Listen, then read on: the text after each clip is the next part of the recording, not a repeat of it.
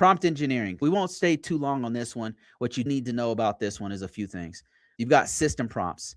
A prompt, of course, is just an instruction you give to an AI, generative AI, or a large language model that will generate an image or generate some expected results of some type, or maybe even what I use it for sometimes is an SQL. If I want to know an SQL command, I'll type in, hey, give me, I want this kind of data for my SQL command, and it'll give you that. Or I want to know what's the best type of SQL injection, and it'll give me that. There's certain things you can do to make your prompt engineering really. These things, where just this one slide alone will greatly improve how your prompting goes.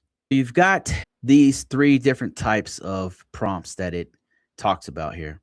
And you've got a system prompt, which is in the background and it's not seen by the end user. This is something you can actually set up in a gem or on a GPT on OpenAI's ChatGPT, or as a project within Claude, Anthropic's Claude. But something you can put in the background, or something that is set up by the person who is issuing the model or the LLM. And it's in the background, but it's something that's there to control the model's behavior.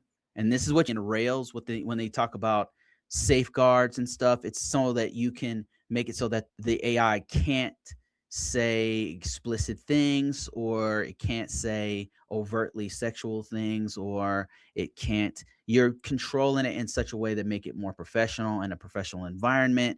This is what they call guardrails. So it can't, because it can be very dangerous if you just let it do whatever. Like it's not, and it's not the model itself necessarily that's dangerous, unless it's super advanced agent based that trains itself or something like that. But we're talking about regular AI agents.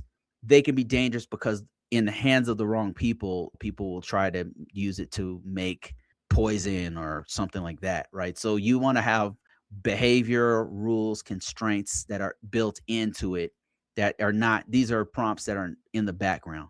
And these can be put into a MD file, a markdown file, or something like that. And it's just something in the background where the user doesn't really see it, but it's one of the primary methods of control to prevent something like a prompt injection attack that might come from one of your users if you were doing the model yourself. Then you've got the user prompt. This is the one everybody knows about. This is where the user themselves or you put an instruction in to get a answer back. But this is one of the main attack surfaces and one of the main ways that people are doing like prompt injection attempts. And then you've got your assistant response, the model output shaped by both the system response and the user response, and it must be monitored, filtered, and validated before use.